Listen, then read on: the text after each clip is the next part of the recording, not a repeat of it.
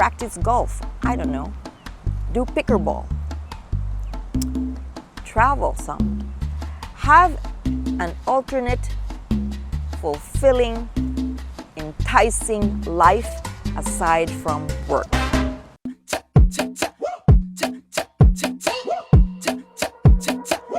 to Brazil, Bruno, come to Brazil. Come to Brazil, Bruno, come to Brazil.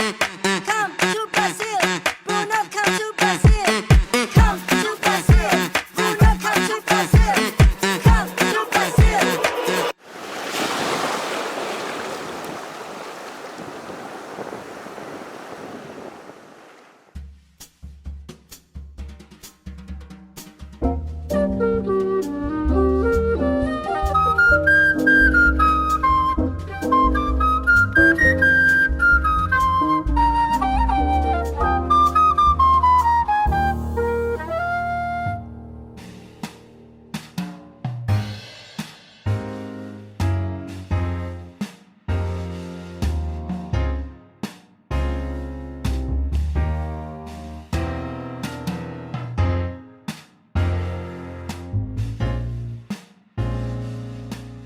For the story of my coworker who at first said that he did not have enough, but really it's because he didn't know what to do. My thought to that is, for me, a Filipino, and for most Filipinos, we had 2 or 3 jobs through many years. Because why? Because we are raising our family. We want to give the best to our family, or we are helping extended families. It is for altruistic reasons. But the downside to that is you know no other life but work. You know no other life but work. And I'm not just saying Filipinos. There's a lot of people out there that work so hard. America is a capitalist country. Los Angeles is the number 6 richest city. Not just city, the richest place in the whole world. Number 6. So you could just imagine the amount of energy put to that place to earn money, to have wealth as your God. I don't say that is bad. I do not say at all. I am blessed. I'm able to do this. I'm able to hire my crew. I'm able to travel the world because I worked so hard. And I have earned it.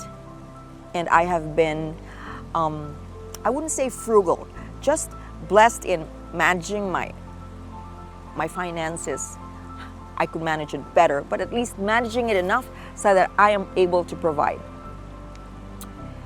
But in my friend's case, saying that he doesn't know what to do, I would really hope so that for human beings that are looking towards retirement, before you retire, look for a hobby, look for an activity that you love and that can fill your time when it is time to retire. Practice golf. I don't know. Do pickleball. Travel some. Have an alternate, fulfilling, enticing life aside from work. And for Efren, my dear, dear friend, who says that he would like to have a business, but then he always failed. And I asked him, who told you for you to have this business? He said, a cousin here and a cousin there. I said, why do you have to listen to your cousin here or cousin there? You know? Why can't you listen to your heart? And so, I am not really full of wisdom, but I just want him to be happy. So I said that you love plants, you love succulents, and you have the money to support you when you retire. So why don't you do that? Hey, have a garden, have succulents, and maybe when you retire, hey, you can go to the farmer's market and sell succulents. And maybe it will grow to be a big business. And now you have another career late in life that is fulfilling. So do not do something because your cousin told you so, but do it from the heart. Do it because it is what you want to do. My own story of future retirement A lot of people say you look too young to retire. Well, I'm not that young, but it is something that I had thought about. I thought about it for a while, for a long time. I started leasing my car because I said I want to see what kind of car I want when I retire. My art mentor said, please stop talking about retiring. You're not even at retirement age. You're so far from retirement age. But I did think about that. So anyway, during COVID, which by the way, my daughters moved away to another state because it was just more financially feasible for them. When I got sick, I was isolated for 3 weeks. 3 weeks because the first week I didn't know I was sick. So for that first week, I felt so weak. I was not really wheezing, or it wasn't something that where I couldn't breathe. It was just this continuous weakness. And I thought at that time, oh my God, is this what it feels like to be old? Is this what it feels like to be old? Plus, I was isolated. And I know that's not normal. However, I felt the isolation. And therefore, I thought, is this what it is like to grow old? To feel isolated, to be weak? Now, because of that, I started to look into myself. I'm never one to talk about age. I'm never one to talk about time. And it is not about conceit. It is not about vanity. It is because if you continually refer to time, then you are stuck in time. And when you are stuck in time, you deprive yourself the experience of living life. If you think you're old, you're going to be old. If you think you're weak, you're going to be weak. If you think you have pains, you're going to have pains. But if you just live your life to the fullest, if you don't think of age, I don't see age when I relate to people. I don't ask what their age is. I just relate to them, whatever age they are. And it is just exciting because you are giving of yourself just as they are giving of themselves to you, because they also won't see age in you. So, fast forward, I was feeling weak, I was feeling old, I was feeling intensely lonely, so I thought of retirement. I do not call it as growing old. I call it as embracing humanity. Embracing humanity.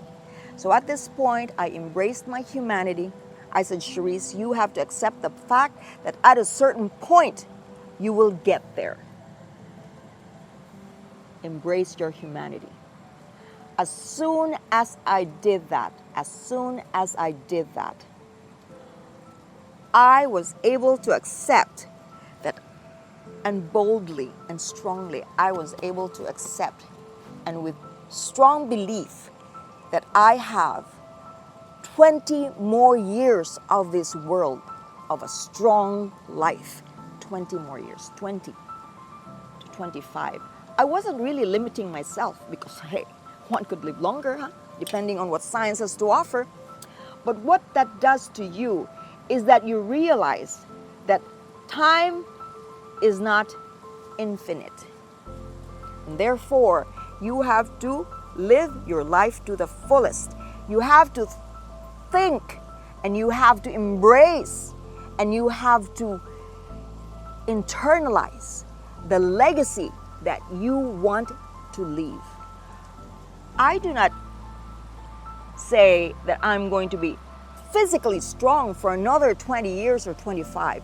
What I'm saying is that you are just strong to give back to the world. Strong, exciting, exhilarating, whether in action, whether in thought, whether in heart. I could be 95 years old, whatever, writing a book and still be very productive, still be a very good contribution to the world. That is what I got out of this. And because of that, I am even just more excited to live life. I'm just even embracing life more. I remodeled my back house because I knew my daughters wouldn't come back. I got my front house to be rented, and now I'm on the path. I have this video, Chateau in France, Villa in Spain. I've always dreamed to live partly in Europe or maybe all in Europe, depending on how my life unfolds.